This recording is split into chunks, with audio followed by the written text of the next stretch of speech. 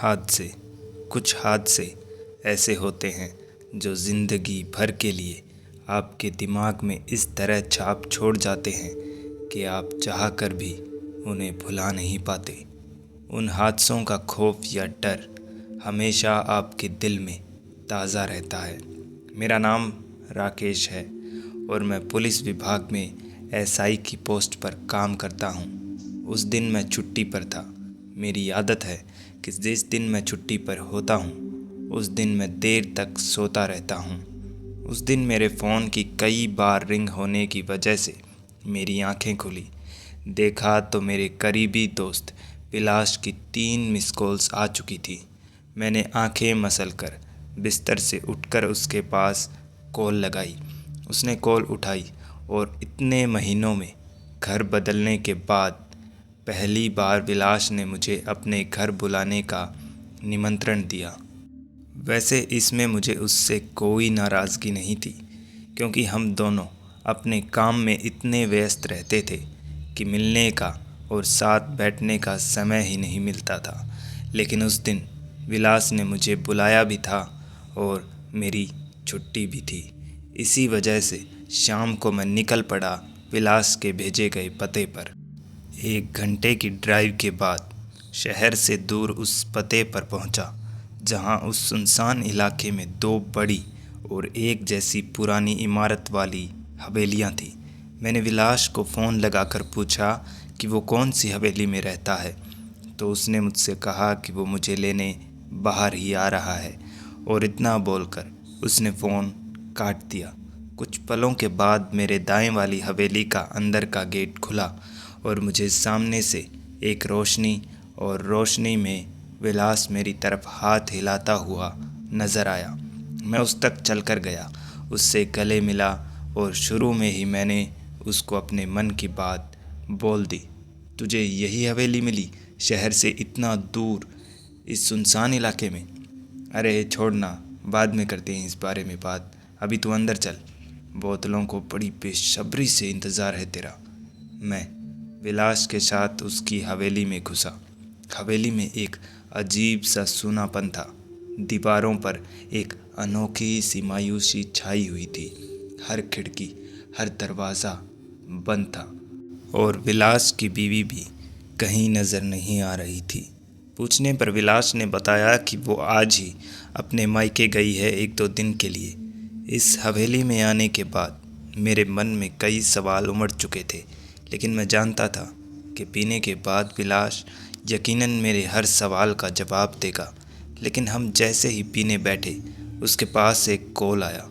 विलास ने फ़ोन उठाया। मुझे नहीं पता किसका फ़ोन था और सामने वाला विलास से क्या बोला, लेकिन उस एक फ़ोन कॉल ने विलास के हाव भाव एक पल में बदल कर रख दिए। फ़ोन कटते ही एकदम से विलास चिंता भाव में डूबकर घबराहट भरी आवाज़ में मुझसे बोला, भाई तू कहीं जाना मत, मैं आता हूँ थोड़ी देर में। मैं उससे पूछता रहा कि आखिर बात क्या है, लेकिन वो कहता रहा कि मैं आकर बताता हूँ, और गाड़ी लेकर निकल गया। विलास के आने तक मुझे उसी हवेली में रुककर उसका इंतज़ार करना था। इसीलिए दरवाज़ा बंद करके मैं अंदर चला गया और टेबल पर रखी शराब की बोतलों को निहारा, और फिर सोचा कि विलास आता है तब तक मैं उसकी ये हवेली देख लेता हूँ। नीचे के सारे कमरे मैंने देखे। हर कमरे की दीवारों पर वही मायूसी, वही सूनापन मुझे महसूस हुआ जो मैंने हवेली में घुसते ही महसूस किया था। ये बड़ा अजीब था। पता नहीं विलास इस हवेली में क्यों रह रहा था। अगर ये हवेली शहर में होती तो भी बात अलग थी। खैर, इन सब सवालों के जवाब विलास ही दे सकता था। मुझे वहाँ काफ़ी घुटन महसूस हो रही थी, इसीलिए मैं जिस कमरे में था मैंने उस कमरे की खिड़की खोल दी, और खिड़की खोलते ही मेरी नज़र बगल वाली हवेली की खिड़की पर पड़ी, जो एक बार खुल रही थी और एक बार बंद हो रही थी। यकीनन वो खिड़की हवा में तो बिल्कुल नहीं लहरा रही थी, पक्का उसे अंदर से कोई खोल रहा था और बंद कर रहा था। लेकिन विलास ने तो मुझे बताया था कि उसकी बगल वाली हवेली खाली है। वहाँ कोई नहीं रहता। इसीलिए एक पुलिस ऑफिसर होने के नाते मेरा फ़र्ज़ बनता था कि मैं वहाँ जाकर देखूं कि माजरा क्या है। क्या पता यहाँ कुछ गैरकानूनी काम होता हो। मैं ये सब सोच ही रहा था कि अचानक उसी हवेली से मुझे किसी औरत के चीखने की आवाज़ सुनाई दी। मैंने बिना देरी किए खिड़की से छलांग मारी और दौड़कर बगल वाली खिड़की तक पहुंचकर खिड़की से कूदकर अंदर घुसा। अंदर घोर काला अंधेरा था। मैंने फ़ोन जेब से निकालकर टॉर्च ऑन की और पूरे कमरे में टॉर्च घुमाई, लेकिन उस कमरे में कुछ टूटे फूटे सामान के अलावा कुछ नहीं था। मैंने दरवाजे की तरफ टॉर्च घुमाई तो आधे खुले दरवाजे के सामने से केवल आधे सेकंड के लिए मुझे एक काली परछाई दौड़ती हुई नजर आई। मैंने आगे बढ़ते हुए पुकारा, अरे कौन है वहाँ? और फिर सीढ़ियों पर किसी के दौड़ने की आवाज़ हुई। मैं कमरे से बाहर निकलता इतनी देर में शायद कोई सीढ़ियाँ चढ़कर ऊपर छत पर जा चुका था। पीछे पीछे मैं भी फ़ोन की रोशनी में दौड़ता दौड़ता छत पर पहुंचा और छत का एक एक कोना अच्छे से छान मारा, लेकिन ऊपर कोई नहीं था। लेकिन ये मुमकिन कैसे था, क्योंकि मैंने साफ साफ दौड़कर किसी के ऊपर आने की आवाज़ सुनी थी, लेकिन अब छत पर कोई नहीं था। मैंने छत से झुककर नीचे देखा तो मेरी नज़र सीधा विलास की हवेली की उसी खिड़की पर पड़ी जहाँ से मैं इस हवेली में आने के लिए कूदा था। मैंने देखा कि चांद की रोशनी में चांदी सा चमकता एक हाथ अंदर से उस खिड़की को एक बार खोल रहा था और एक बार बंद कर रहा था। मैं दौड़ा नीचे की तरफ और जिस खिड़की से मैं इस हवेली में दाखिल हुआ था उसी खिड़की पर पहुंचकर मैंने देखा कि सामने विलास की खिड़की से बाहर एक हाथ लटक रहा है और अंदर दो चमकती घोर सफ़ेद आंखें बार बार झपक रही हैं। अगर ये विलास होता तो उस कमरे में रोशनी होती, लेकिन ये विलास नहीं था। वो लटकता हाथ, चमकती आंखें किसकी हैं, यही जानने के लिए मैंने खिड़की से बाहर छलांग लगाई और सामने दौड़ने की कोशिश तो की, लेकिन दौड़ नहीं पाया। अचानक मेरा शरीर मुझे इतना भारी महसूस होने लगा कि मैं अपना एक कदम भी नहीं उठा पाया और तब मुझे महसूस हो रहा था कि मेरे पीछे कोई खड़ा है। लाख कोशिश करने के बाद भी मैं पलट नहीं पाया और फिर मेरी आंखों के सामने अंधेरा छाने लगा और मैं कब बेहोश होकर गिरा मुझे पता ही नहीं लगा। लेकिन जब मेरी आंखें खुली तब मैं विलास की हवेली में उसी कमरे में पड़ा था जिस कमरे की खिड़की से मैं बाहर कूदा था। लेकिन ये कैसे हो सकता था? मैं तो बाहर बेहोश हुआ था, मुझे अंदर कौन लेकर आया? अब उस कमरे की खिड़की भी बंद थी। क्या मैं सपना देख रहा था? मैंने खिड़की खोलकर बगल वाली हवेली की उसी खिड़की की तरफ देखा जो बंद थी और अब उस खिड़की पर किसी के जूते लटक रहे थे। खैर, शायद वो सपना ही था। यही सोचकर मैंने चेयर पर बैठते हुए फ़ोन जेब से निकाला। मेरे फ़ोन की फ्लैश ऑन थी, शायद गलती से हो गई होगी। यही सोचकर मैंने विलास को कॉल लगाकर अपने फ़ोन को अपने कान पर लगाया। रिंग जा रही थी, लेकिन विलास कॉल नहीं उठा रहा था और तभी बैठे बैठे मेरा ध्यान मेरे पैरों की तरफ गया। मुझे अच्छे से याद था कि यहाँ आने के बाद मैंने जूते नहीं उतारे थे, लेकिन अब मेरे पैरों में जूते नहीं थे और दूसरे ही पल मेरा माथा ठनका और मैंने खिड़की पर जाकर बगल वाली हवेली की खिड़की पर देखा। वहाँ जो जूते लटके हुए थे वो किसी और के नहीं बल्कि खुद मेरे ही थे। इसका मतलब मैं जिसे सपना सोच रहा था वो सपना नहीं, हकीकत था।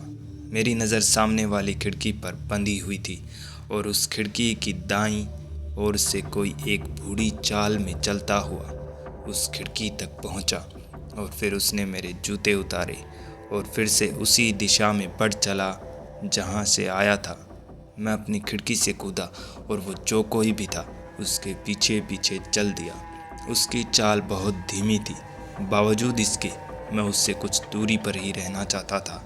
मैं देखना चाहता था कि चाल ढाल से लग रही वो औरत आखिर जाएगी कहाँ और मेरे जूतों का क्या करेगी।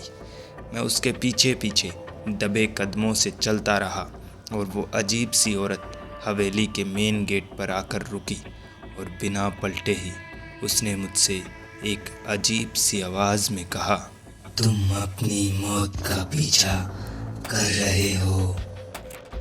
पुलिस वाला होने के नाते मैं उसकी इस धमकी से बिल्कुल नहीं डरा और 4 कदम उसकी तरफ बढ़ाते हुए मैंने उससे कहा, तुम जो कोई भी हो, तुम्हारा भांडा फूट चुका है, मैं तुम्हें गिरफ्तार करने वाला हूँ।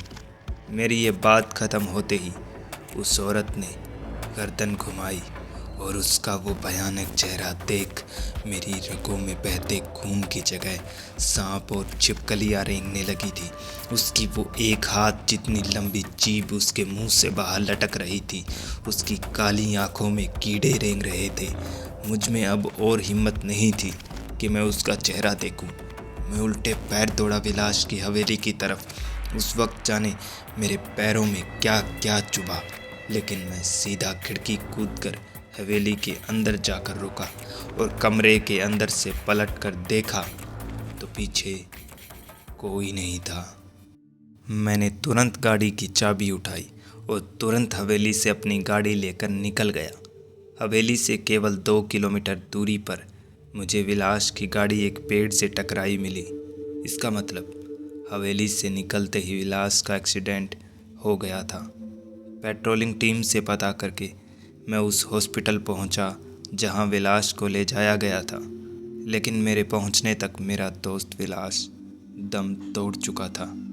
अगले दिन ये खबर विलास की बीवी को दी गई तो वो बिल्कुल टूट गई, जो कि लाजमी था।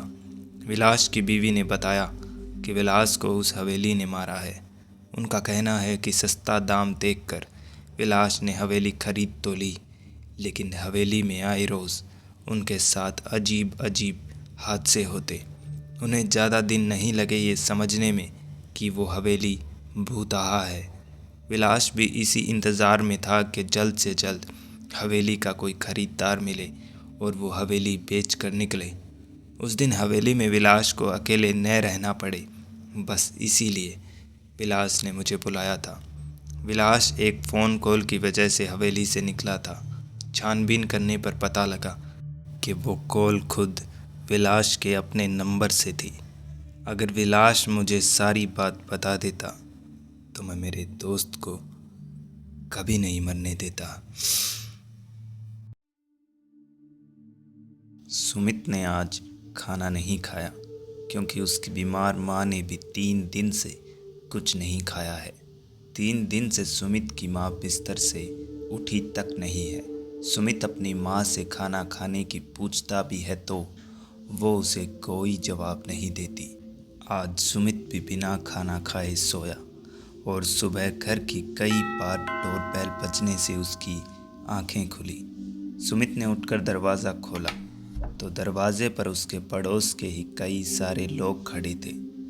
पूछने पर उन्होंने बताया कि सुमित के घर से कल रात से एक सड़ी हुई सी बदबू आ रही है और देखने पर पता लगा कि सुमित की माँ, जो 3 दिन से सिर्फ सो रही थी, असल में वो मर चुकी थी और ये उनकी ही लाश सड़ने की बदबू थी। मोहल्ले वालों ने सुमित को समझाने की बहुत कोशिश की, लेकिन वो कहता रहा, नहीं नहीं, मेरी माँ नहीं मर सकती, नहीं मर सकती मेरी माँ। माँ उठो ना, माँ उठो ना। लेकिन सुमित के आसपास खड़े लोग ये बात अच्छे से जानते थे कि मरे हुए लोग कभी नहीं बोलते। ये बात सुमित को काफ़ी लोगों ने समझाई, लेकिन उस पर तो जैसे पागलपन का भूत सवार था। वो किसी की भी सुनने को तैयार नहीं था। लेकिन ठीक मौके पर सुमित का दोस्त विशाल वहाँ पर पहुँचा और उसने सुमित के कंधे पर हाथ रखते हुए उसे समझाना शुरू किया। लेकिन तभी अचानक से सुमित ने विशाल को धक्का देकर पीछे किया और एक भारी और पतली आवाज़ में बोलना शुरू किया, अबे यो, दूर रह मुझसे, ये सुमित कमजोर है जो तेरी बातें सुनता है, लेकिन मैं कमजोर नहीं, मैं बहुत ताकतवर हूँ। विशाल सुमित की आवाज़ सुनकर और उसके चेहरे के हाव भाव देखकर खुद असमंजस में पड़ गया कि आखिर ये सब हो क्या रहा है। भाई भाई संभाल अपने आप को।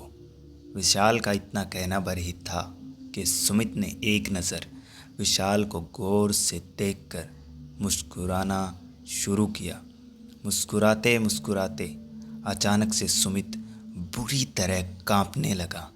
उसके इस तरह कांपने की वजह से विशाल और आसपास खड़े सारे लोग घबरा गए, लेकिन वहीं खड़े कॉलोनी के आयुष्मान को शायद सुमित की समस्या समझ आ चुकी थी, इसीलिए वे चुपचाप आगे आकर कांपते हुए सुमित के बगल में खड़े हुए और सुमित के सर पर हाथ रखकर कुछ मंत्र उच्चारण करने लगे। लगभग 5 मिनट तक सुमित ने कांपने का और आयुष्मान के मंत्र जाप करने का ये सिलसिला चलता रहा और अंततः सुमित का कांपना बंद हुआ और वो 2-3 बार बड़े बड़े से झटके खाकर ज़मीन पर गिरकर बेहोश हो गया। आसपास खड़े लोगों में से किसी को भी समझ नहीं आ रहा था कि ये सब हो क्या रहा है, लेकिन आयुष्मान शायद जानता था कि ये सब क्या था। खैर, आयुष्मान ने पास रखी पानी की बोतल से पानी निकालकर सुमित के चेहरे पर मारा और वो होश में आ गया और इस बार वो पागलों वाली हरकतें भी नहीं कर रहा था। खैर, सुमित की माँ का अंतिम संस्कार किया गया। विशाल ने आयुष्मान से सुमित के घर पर हुए उस हादसे को जानने की इच्छा जताई तो आयुष्मान ने बताया कि सुमित किसी बुरी शक्ति के वश में था और कब से उसके वश में था इसका अंदाज़ा लगाना तो मुश्किल है, मगर गनीमत यह है कि वो बुरी शक्ति अब दोबारा सुमित को कभी अपने वश में नहीं कर पाएगी। आयुष्मान उस दिन देर रात करीबन 11 बजे के आसपास अपने घर पहुंचा। घर पहुंचकर देखा कि घर का मेन दरवाज़ा आधा खुला था और अंदर की सारी लाइट्स ऑफ थी। आयुष्मान ने सोचा कि उसकी बीवी नैना मेन गेट खुला छोड़कर ही सो गई है। आयुष्मान ने वो आधा खुला दरवाज़ा पूरा बंद किया और हॉल की लाइट्स ऑन करके बेडरूम की ओर गया और दरवाज़ा धकेल कर दरवाज़ा खोलने की कोशिश की, लेकिन दरवाज़ा अंदर से बंद था। आयुष्मान ने दरवाज़ा खटखटाया और नैना को पुकारा, लेकिन अंदर से न दरवाज़ा खुला और न ही आयुष्मान को कुछ जवाब मिला। और ऐसा पहली बार था कि बेडरूम का दरवाज़ा बंद करके नैना सो रही हो, इसीलिए आयुष्मान का चिंतित होना लाजमी था। आयुष्मान ने दरवाज़ा खटखटाने की जगह अब पीटना शुरू किया और तभी कमरे के अंदर से आई एक अजीब सी आवाज़ ने आयुष्मान की धड़कनों को और भी तेज कर दिया। परेशान मत कर, आराम करना है मुझे। आयुष्मान को अंदाज़ा हो चुका था कि नैना किसी न किसी मुसीबत में है। आयुष्मान घर से बाहर निकला घर के पीछे जाने के लिए ताकि वो बेडरूम की खिड़की तोड़कर अंदर घुस सके, लेकिन जब आयुष्मान खिड़की पर पहुंचा तो पाया खिड़की पहले से ही खुली थी और बेडरूम की लाइट्स ऑन थी। नैना बेड पर बैठी बैठी कपड़े समेट रही थी। आयुष्मान को खिड़की पर देखकर नैना ने आयुष्मान से कहा, एक तो लेट घर आते हो और ऊपर से खिड़की पर आके मुझे डराना चाहते हो। चलो चलो अब बंद करो ये नौटंकी, मैं खाना लगाती हूँ, खा लो कुछ। इतना बोलकर नैना उठकर बेडरूम से बाहर निकल गई। आयुष्मान अपनी ही दिमागी उलझन में उलझा फिर से घर के अंदर आया और खाने की टेबल पर बैठकर अपने आप से ही अपने सवाल पूछने लगा कि क्या कहीं कोई बुरी शक्ति आयुष्मान के साथ उसके घर तक तो नहीं आ गई है। लेकिन आयुष्मान ऐसा कुछ भी महसूस नहीं कर पा रहा था। खैर, किचन में कुछ बर्तनों के हिलने डुलने की आवाज़ होकर शांत हुई और फिर नैना किसी कठपुतली की तरह चलकर किचन से बाहर निकली और नैना के चेहरे पर उसके बाल और हाथों में खाने की थाली थी। आयुष्मान अपनी जगह से खड़ा हुआ। नैना, क्या हुआ तुम्हें? ऐसा बर्ताव क्यों कर रही हो? नैना वैसे ही कठपुतली की तरह चलकर धीमी धीमी चाल में खाने की टेबल तक आई और हाथ में पकड़ी थाली टेबल पर पटकी और एक झटके से गर्दन घुमाकर अपने चेहरे पर आए बालों को पीछे करके आयुष्मान की आंखों में आंखें डालकर एक अजीब सी हंसी हंसते हुए बोली, नैना इज पोजेस्ड। और इतना बोलकर नैना दौड़कर किचन में चली गई। ये सब देख आयुष्मान का गला सूख चुका था। उसका तंत्र मंत्र उसके कुछ काम नहीं आ रहा था। आयुष्मान सोच ही रहा था कि आखिर अब वो करे तो क्या करे कि तभी किचन से कुछ टूटने की आवाज़ आई। आयुष्मान दौड़कर किचन तक गया और पाया कि खिड़की का कांच तोड़कर एक बड़ा सा कांच का टुकड़ा अपने हाथ में लिए नैना किचन में खड़ी रोए जा रही थी। और आयुष्मान को देखते ही नैना बोली, मुझे बचा लो आयुष्मान, बचा लो मुझे। इतना कहते ही आयुष्मान ने नैना की तरफ एक कदम बढ़ाया और तभी नैना ने खुद अपने हाथों से वो कांच का टुकड़ा अपने पेट में घोंप लिया। आयुष्मान नैना को अपनी गोदी में लेटाकर रोता रहा, गिड़गिड़ाता रहा और नैना ने मरते मरते एक ही बात कही, वेलकम होम। उसकी मधुर आवाज़, उसकी प्यारी आंखें, उसका वो मासूम चेहरा। मेरा नाम अमित है और आज की ये कहानी कुछ साल पहले मेरे साथ घटी एक सच्ची घटना है। उस वक्त मैं गांव के स्कूल में 12वीं क्लास में पढ़ता था और उसी साल हमारी क्लास में एक नई लड़की ने दाखिला लिया जिसे मैं पहली बार देख रहा था क्योंकि वो हमारे गांव की नहीं थी। इसमें अजीब कुछ भी नहीं था क्योंकि हमारे स्कूल में आसपास के गांव के बच्चे भी पढ़ने आते थे और मास्टर जी के बताने पर पता लगा कि उस लड़की का नाम आफरीन था। वो थोड़ी अजीब सी थी। वो हमेशा अपने हाथों को ढक कर रखती थी और हमेशा चुपचाप बैठी रहती थी, लेकिन उसके चेहरे पर एक मासूमियत और भोलापन झलकता था और शायद यही वजह थी कि मैं आफरीन से दोस्ती करने की सोचने लगा। छुट्टी होने के बाद मैंने उससे कई बार बात करने की कोशिश की, लेकिन किसी न किसी वजह से बात नहीं कर पाया और ऐसे ही 1 महीना बीत गया, लेकिन मैं आफरीन से बात नहीं कर पाया।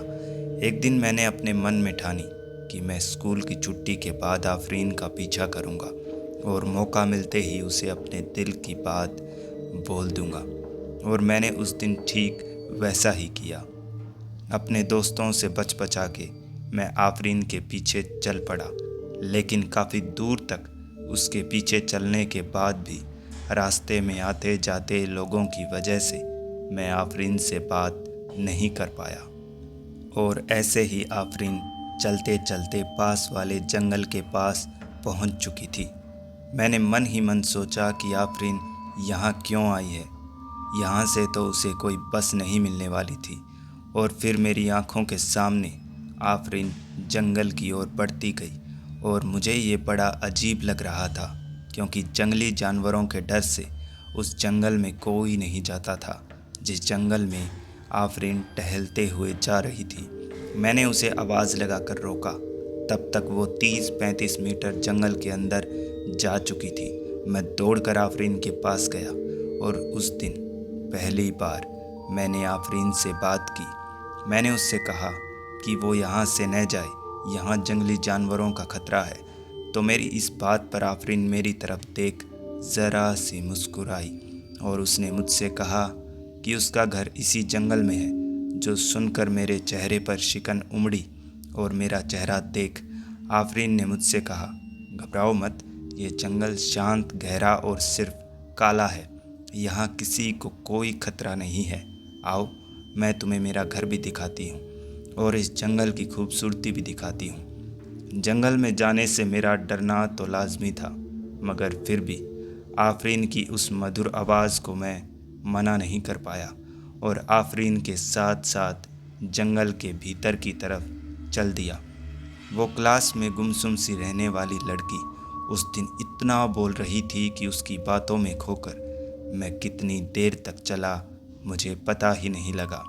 लेकिन जब उसने मेरे चेहरे के सामने चुटकी बजाकर मुझसे कहा, कहाँ खो गए, आ गया घर।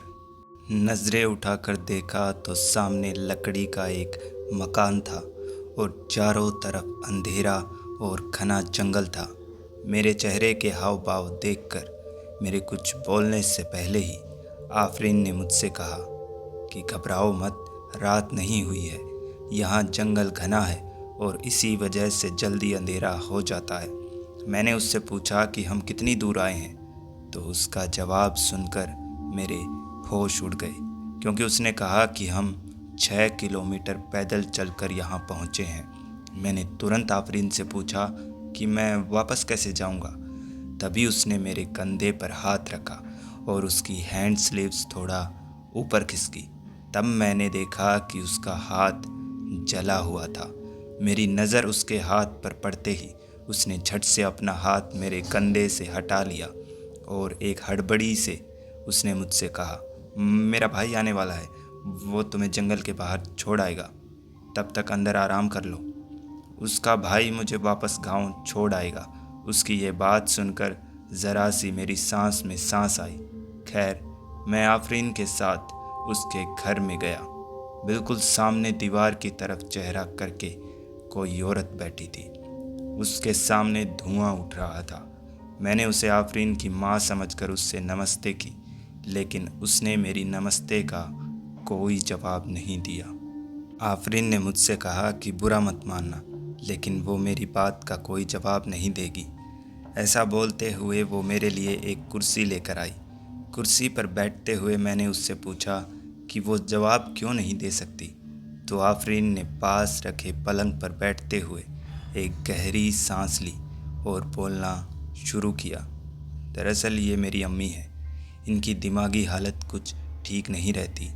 अब्बू हमेशा शराब के नशे में धुत रहते और अम्मी को पीटते।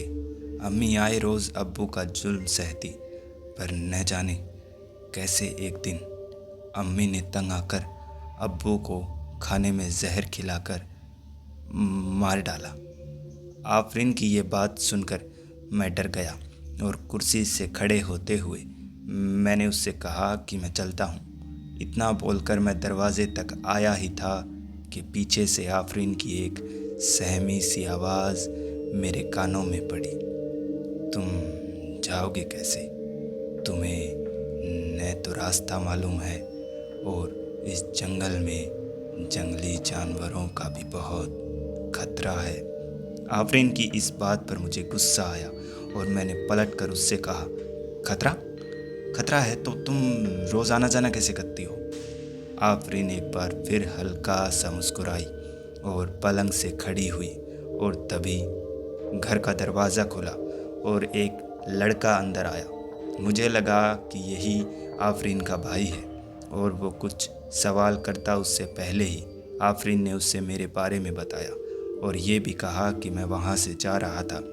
आफरीन की ये बात सुनकर उसके भाई ने मुझसे कहा, ऐसे कैसे जाएंगे? अब आए हैं तो कुछ पीजिए, कुछ खाइए, उसके बाद मैं खुद आपको जंगल पार करवा के आता हूँ। इन लोगों का ये बर्ताव मुझे चिंता करने पर मजबूर कर रहा था और वक्त का भी मुझे कोई अंदाज़ा नहीं था। मैं हवा की एक घूंट भरकर वापस चेयर पर बैठ गया और तब मैंने आफरीन के चेहरे की तरफ देखा। अब उसके चेहरे पर मासूमियत नहीं बल्कि एक रहस्य झलक रहा था। कुछ देर मेरी आंखों में आंखें डालकर वो मुस्कुराई और फिर वहीं पास वाले एक छोटे दरवाजे के कमरे में चली गई और दूसरे ही पल आफरीन हाथ में एक गिलास लिए उस कमरे से बाहर निकल कर आई और मेरे पास आकर हाथ में गिलास थमाकर उसने मुझसे कहा कि ये फलों का रस है। मैंने एक बार गिलास की ओर देखा और एक बार आफरीन की तरफ और फिर एक घूंट उस अजीब से शरबत की भरी और एक घूंट भरते ही मेरी आंखों के सामने अंधेरा छाने लगा था और मैं कब बेहोश हुआ मुझे पता ही नहीं लगा और पता नहीं उन लोगों ने मेरे साथ क्या किया और पता नहीं मैं कितनी देर तक बेहोश रहा। लेकिन जब मुझे होश आया तो मुझे मेरे आसपास से कहीं से एक आवाज़ आ रही थी, आज मेरी दुआ कबूल कर लेना। आज मैं तुम्हें बलि चढ़ाने वाली हूँ। मैं जिस भी जगह पर पड़ा था उसी जगह पर मैं अपने आप को संभाल कर खड़ा हुआ। मालूम पड़ा कि अब मैं ऊपर वाले कमरे में था और उस औरत की आवाज़ नीचे से लगातार आ रही थी। मैंने अपने आसपास देखा, मेरे अलावा फ़िलहाल वहाँ कोई नहीं था। मैं अपनी जगह से उठा और दबे कदमों से सीढ़ियों तक गया। सीढ़ियों पर जाते ही मेरी नज़र सीधा घर के दरवाजे पर पड़ी, जहाँ वो औरत वैसे ही मेरी तरफ पीठ करके ज़मीन पर बैठी थी। इस बार उस पर खुले दरवाजे से आती एक परछाई गिर रही थी और वो औरत अपने एक हाथ से अपने सर के एक एक बाल तोड़ रही थी और सामने उस परछाई की ओर फेंक रही थी। डर के मारे मेरा गला सूख चुका था, लेकिन दरवाजे से भाग पाना अब मुमकिन नहीं था। इसीलिए मैं खिड़की से कूदने के लिए धीमे से पलटा तो पलटते ही मेरी नज़र सीधा दीवार पर टंगी आफरीन और उसके भाई की हार लगी तस्वीर पर पड़ी, जो देखकर मेरी रगों में बहता खून बिल्कुल ठंडा पड़ गया। लेकिन मैंने जैसे तैसे खुद को संभाला और मैं खिड़की से नीचे उतरा और जिस दिशा में मुझे मेरे पैर लेकर गए मैं उसी दिशा में दौड़ पड़ा। लेकिन वहाँ से बाहर निकलने के रास्ते से मैं अनजान था। लेकिन कुछ देर दौड़ते दौड़ते मुझे दूर से किसी के हंसने की आवाज़ आई। जाने क्या भला हो, इसीलिए मैंने बिना आवाज़ किए उस हलचल का पीछा किया और चुपके से जो मैंने देखा वैसा नज़ारा मैंने मेरी पूरी ज़िंदगी में नहीं देखा था। वहाँ आफरीन का भाई खड़ा अपनी गर्दन गोल गोल घुमा रहा था और आफरीन नीचे पड़ी एक लाश को अपने मुंह से काट काट कर खा रही थी। मेरी चीख न निकले, इसीलिए मैंने मुंह पर हाथ रखकर उल्टे पैर दौड़ना शुरू किया। मैं नहीं जानता कि उस वक्त वो चुड़ैल आफरीन या उसका शैतान भाई मेरे पीछे दौड़ रहे थे या नहीं, लेकिन मैं अपनी पूरी ताकत लगाकर बस दौड़ता रहा और एक जगह आकर मैंने ठोकर खाई और मैं ज़ोर से गिरा। तभी मेरा माथा एक पत्थर से टकराया और मैं फिर से बेहोश हो गया। मेरी आंखें खुली तो मेरे सामने मेरे परिवार वाले और पुलिस थी और मैं अस्पताल में था। कुछ देर बाद पता लगा कि मैं 3 दिन से गायब था। मैंने पुलिस को मेरे साथ घटी पूरी घटना बताई। पुलिस ने छानबीन की तो पुलिस को जंगल में एक टूटा फूटा पुराना घर तो मिला, लेकिन उस घर में पुलिस को कुछ नहीं मिला सिवाय एक वॉल हुक के जिस पर ब्लैक हैंड स्लीव्स टंगी हुई थी। मैं हूँ सैम और ये थी रेड स्केरी पॉडकास्ट में आज की कहानी।